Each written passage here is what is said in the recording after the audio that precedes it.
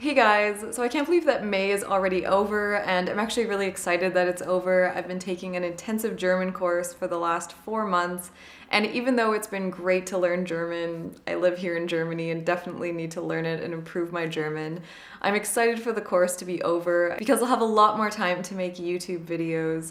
Anyways, let's jump right into my 5 for May. So the green product I want to talk about this month is Dr. Bronner's Liquid Castile Soap. And I've talked a bit about this before, and I know a lot of people love this as a product. And it really is fantastic.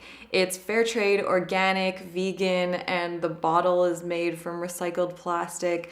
But the thing that's so great about this is you can use it for all kinds of things. So it's super multi-purpose. It basically eliminates the need for a lot of other products. It comes in a lot of different scents. I really like the peppermint. This is the tea tree one. A little goes a long way, and you can use it for all kinds of things. And I love it when traveling. I just bring this little bottle and I wash myself with it. I wash my hair. I've done laundry with it. You can use it for shaving. So it's really nice to be able to just bring one product instead of bringing shampoos and soaps. You can also use it for cleaning. There's all kinds of recipes and things that people do with it online. And I actually want to look more into other uses for Dr. Bronners, and I'd love to hear what you use it for. I just think it's a really useful product, and it cuts down on the amount of things that I've had because it does so many different things.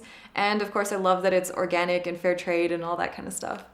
The slow fashion brand I want to talk about is Acai Duro. Maybe it's pronounced Acai Duro, I'm not totally sure, but it's an amazing company that was actually co-founded by someone who also graduated from the same fashion design program that I took, and they really focus on artisan textiles. They produce all of their clothes in Ghana, and they have just these beautiful hand-dyed and hand-printed textiles. And unfortunately, a lot of hand-dyeing and hand-printing techniques are lost with the rise of mass production and fast fashion. So it's wonderful to see those kinds of things being preserved. And they support communities and local artisans while making beautiful clothing. If you like colors and prints and interesting textiles, I definitely recommend checking them out.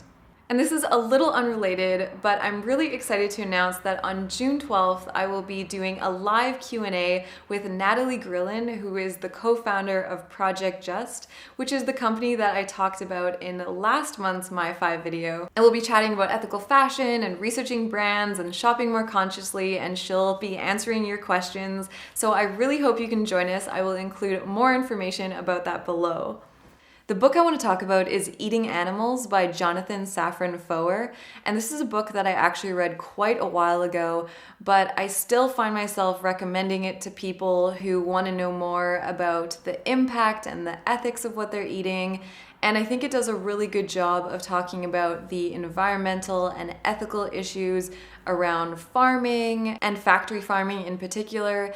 And I like the perspective that it's written from. Basically, the author starts off by just wanting to know more about where his food comes from. And he not only talks about the ethical and environmental impact of our food choices, but also some of the psychology around why we eat the way we do and why we choose different kinds of diets, which I found was really interesting. So I'd recommend this book if you're trying to eat more ethically or sustainably, or maybe thinking about going vegetarian or vegan, or just want to know more about farming and factory farming. I definitely got a lot out of it, and other people that I know have read it learned a lot from it as well. And if you've read it, I'd love to know what you thought of it. So the new thing I learned this month is from a TED Talk by Layla Akaroglu, I believe her name is, and I will link it below and definitely recommend watching it. It's super interesting, but what I was most surprised by is she talks about the amount of energy that boiling water uses, specifically boiling too much water in your kettle, in your electric kettle. And she talks about sustainable product design and how you can't just focus on using sustainable materials, but you also have to consider how products are used and if you can make the use more sustainable. And one of the examples that she gives is that people tend to boil too much water than they need. So maybe for 1 cup of tea, people will boil anywhere from 2 to 5 cups. And it may even be that your electric kettle doesn't let you boil only 1 cup of tea because the minimum line is maybe 3 cups, and how much extra energy that uses. She says that 1 day of extra energy use from tea kettles in England is actually enough energy to light all of the street lamps in England for 1 night. And that's energy that's being used for basically nothing. It's boiling water, and then that water just cools back down because it's not being made into anything. So that's definitely made me a lot more mindful of only filling my kettle with the amount of water that I need. And it also made me think a lot more about product use and design, and how you not only need to consider the creation of the item being sustainable, but also a way that it can be used sustainably, and how we can use the things that we own maybe in a more sustainable way. So yeah, I thought that was really interesting. And finally, a YouTuber that I want to share with you is Tara, and her channel is Tara E, and I really love her channel. She is a fashion design student who's also interested in sustainability and ethical fashion, and she also recently, I think maybe 2 seasons ago, started doing a capsule wardrobe. She makes all kinds of videos, and it's been really interesting to see her transition into capsule wardrobes and decluttering and using more cruelty-free products. And she just seems like a really nice, genuine person, and I love her channel, and if you're interested in all those kinds of things, I recommend checking it out. So I hope you enjoyed this month's My 5. As always, I love reading your thoughts in the comments, and I hope that you can join us for the live Q&A with Project Just.